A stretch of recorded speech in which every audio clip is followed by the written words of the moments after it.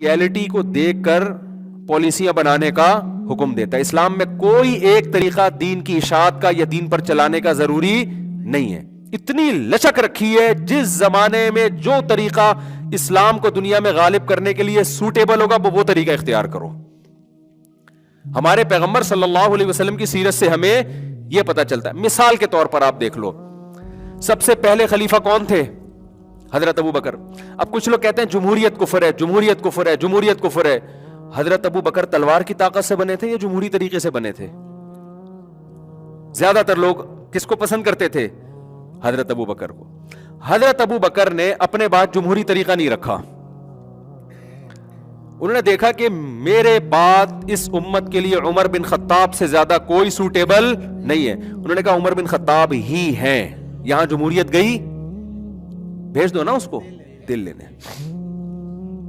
یہ آمریت آ گئی نا کہ میرے بعد کون ہے, یہ ہے. آپ کہہ سکتے ہیں اس آمریت میں انہوں نے یہ دیکھا کہ اپنا بیٹا یا اپنا فلانا جانشین نہیں بنایا, بلکہ یہ دیکھا کہ یہ واقعی قوم کے لیے سوٹیبل ہے. لیکن یہ دیکھنے سے پہلے کہ قوم سے مشورہ لیا انہوں نے؟ قوم سے لیا مشورہ انہوں نے؟ کوئی مشورہ نہیں لیا انہوں نے قوم سے. انہوں نے کہا بھائی یہی ہے, بس ماننا پڑے گا. حضرت عمر نے کیا کیا؟ حضرت عمر نے نہ تو الیکشن کروائے, یعنی حضرت ابو بکر کی سلیکشن الیکشن سے ہوئی ہے تو جمہوریت بھی ثابت ہو گئی. پھر حضرت ابو بکر نے زبردستی کس کو بنایا؟ حضرت عمر کو, یہی بنیں گے. ان کے خیال میں ان سے بہتر کوئی نہیں ہے. پھر حضرت عمر نے کیا کیا؟ انہوں نے 6 صحابہ کی کمیٹی بنا دی کہ انہی میں سے ایک کی سلیکشن ہوگی. یعنی کہ اہل مدینہ پوری ووٹنگ کریں گے, جس کو نہ یہ 6 ہی ہیں, انہی میں سے کسی ایک کو امیر بنایا جائے گا. یہ ایک نیا طریقہ انہوں نے ایجاد کیا. پھر حضرت عثمان کی سلیکشن ہوئی حضرت عمر کے بعد. پھر حضرت عثمان نے کس کو منتخب کیا؟ حضرت علی رضی اللہ تعالیٰ عنہ کو. پھر اس کے بعد بادشاہت آئی. بادشاہت یہ آئی کہ تلوار کی زور سے امارت قائم ہوئی. اس کو بھی نبی نے غلط نہیں قرار دیا, بلکہ بخاری مسلم میں حدیث ہے اسمعوا واطیعوا ولو سلط علیکم رجل حبشی کأن رأسہ ذبیبا, کہ سننا ہے, اطاعت کرنی ہے, بغاوت نہیں کرنی, فالو کرنا ہے حاکم کی بات کو, اگرچہ حبشی غلام تم پہ مسلط کر دیا جائے. مسلط کا مطلب یہ ہے کہ پبلک میں کوئی بھی نہیں چاہتا تھا, گن پوائنٹ پہ تلوار کی طاقت سے زبردستی وہ تم پر کیا ہو گیا؟ مسلط. تو ہم کہتے ہیں کوئی بات نہیں, مسلط ہو گیا, لیکن اہل تو ہے نا. نبی نے فرمایا اہل بھی نہیں ہے, حبشی غلام ہے, غلام حکومت کا اہل نہیں ہوتا. ہم کہتے ہیں چلو دیکھنے میں تو اہل لگتا ہے نا, پرسنالٹی تو ہے نا اس کی. آپ نے فرمایا پرسنالٹی بھی نہیں ہے, دیکھنے میں لگ ہی نہیں رہا کہ اسلامی مملکت کا سربراہ ہوگا. یہ حبشی ہے, کالا ہے, دوسری قوم کا ہے, غلام بھی ہے, آقا سے بھاگا ہوا ہے.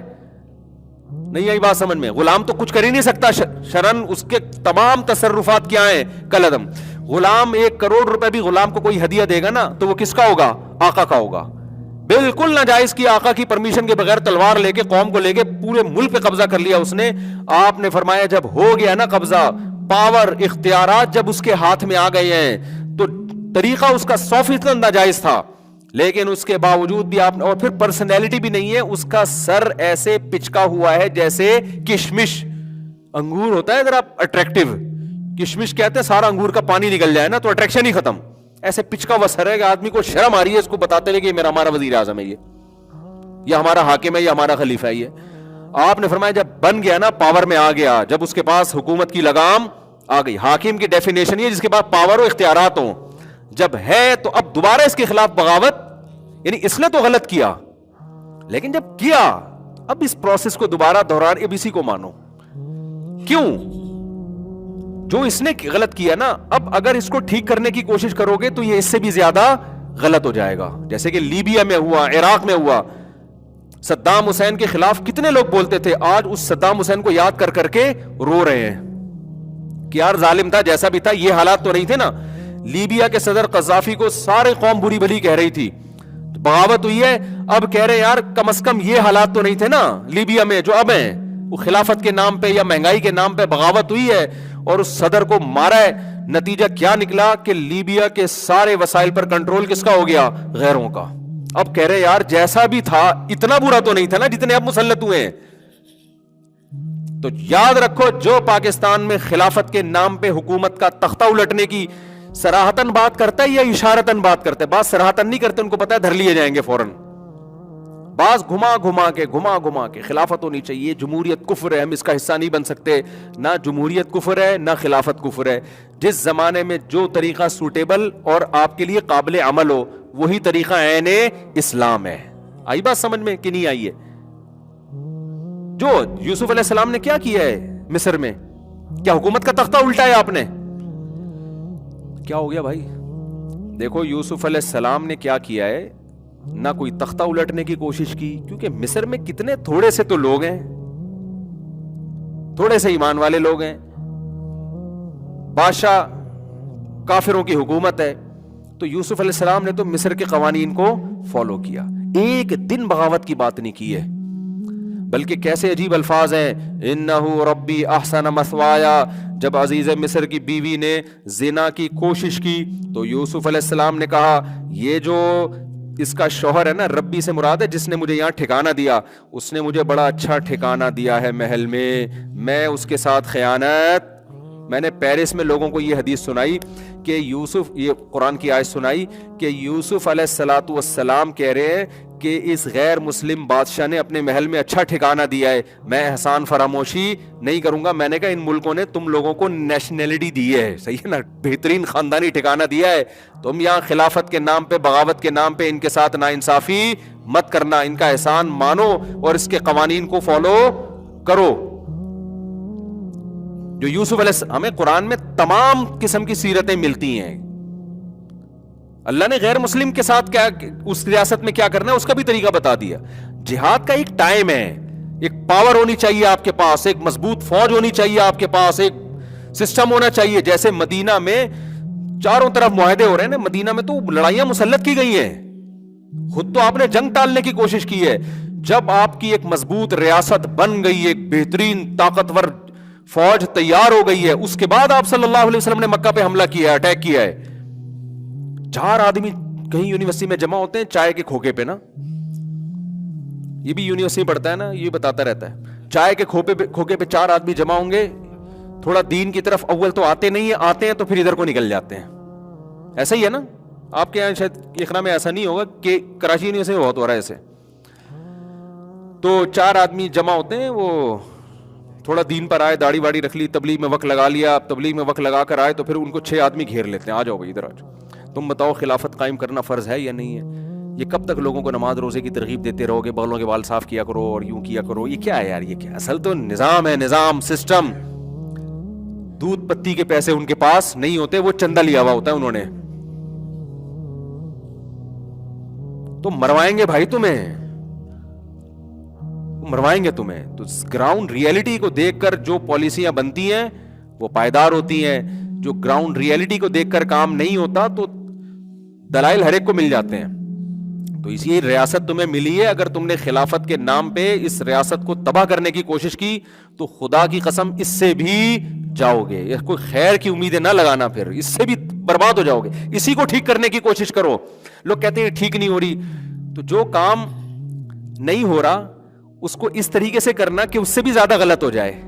دیکھو ایک پاورفل آدمی آپ سے 1 لاکھ روپے لے کے بھاگ گیا, آپ اس کے پاؤں پکڑا, بھائی میرے قرضہ دے دے, میرا قرضہ دے دے, میرا قرضہ دے دے. تمیز سے دے نہیں رہا, وہ کہہ رہے نہیں میں نہیں دے رہا, جا جو اکھاڑنا ہے اکھاڑ لو. اب آپ نے کیا کیا, آپ نے بولا بیٹا میں اب اس کی ایسی کی تیسی, اس کی تو ناک پھوڑوں گا میں. لوگوں نے کہا بھائی تو اس کی ناک پھوڑے گا نا, اس کی پھوٹے یا نہ پھوٹے تیرے دانت ٹوٹ جائیں گے. یہ بڑا پاورفل آدمی ہے.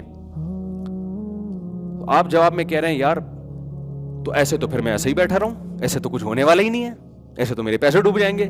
تو ہم کیا کہیں گے کہ اگر تو اس سے زبردستی پیسے نہیں نکال سکتا تو کیا وہ طریقہ اختیار کرنے کا حکم دیا جائے گا کہ جو تو اگلے 1 لاکھ بھی تیرے جائیں, یہی کہا جائے گا نا.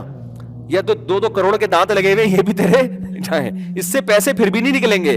جو پارٹس تیرے باقی رہ گئے ہیں نا, 2-3 کروڑ کے پارٹس اللہ نے جو دیے ہیں, اور جو ایٹمی خزانے تمہیں اللہ نے عطا فرمائے ہیں, یہ تمام کے تمام خزانے کیا ہو جائیں گے؟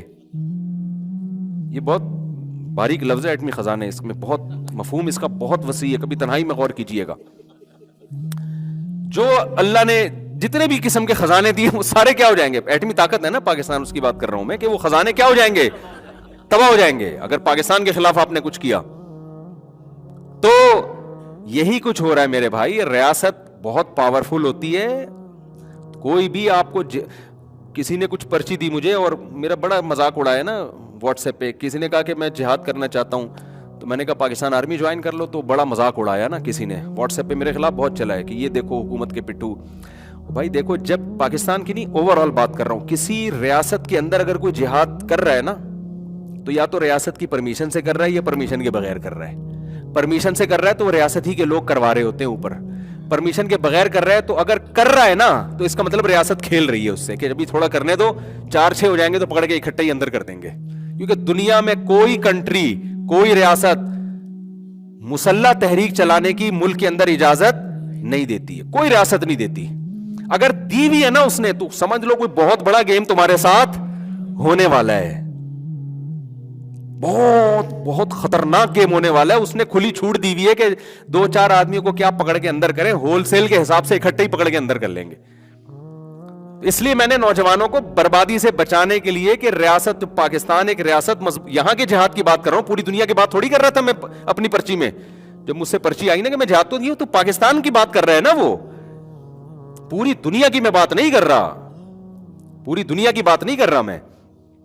یہاں جب کوئی جہاد کے لیے بات کرے گا نا یعنی تو بھائی یا تو آرمی جوائن کرو تمیز سے، نہیں کر رہے تو اس کا مطلب پھر یہ ہے کہ کچھ بھی ہو سکتا ہے تمہارے ساتھ. پھر تو ایسا نہ کوئی تمہیں بیوقوف بنا رہا ہو جہاد کے نام پہ، وہ تمہاری صلاحیتوں کو غلط استعمال کر رہا ہو، یا وہ خود بیوقوف بن رہا ہو، اسے کوئی اور اس کو ٹوپی کرا رہا ہو. اور کچھ تنظیمیں ایسی ہیں ملک کے اندر جو خلافت کی زبردست تحریکیں چلا رہی ہیں، اور 20 سال سے میں تو جب سے جنی سنتا آ رہا ہوں نا، ان کا ایجنسیوں کی ان کے بارے میں پالیسی ہے کہ جب وہ بات چلتے ہیں نا ہم خلافت قائم کریں گے ملک پاکستان کے اندر، وہ باغیانہ ذہن بنا رہے ہوتے ہیں پاکستان کے اندر. تو حکومت یہ کر رہی ہوتی ہے ایجنسیاں کہ 4 آدمی اگر ایک یونیورسٹی میں ہیں تو ٹھیک ہے، 5واں ہو تو پرانے والے میں سے ایک کو اٹھا لو.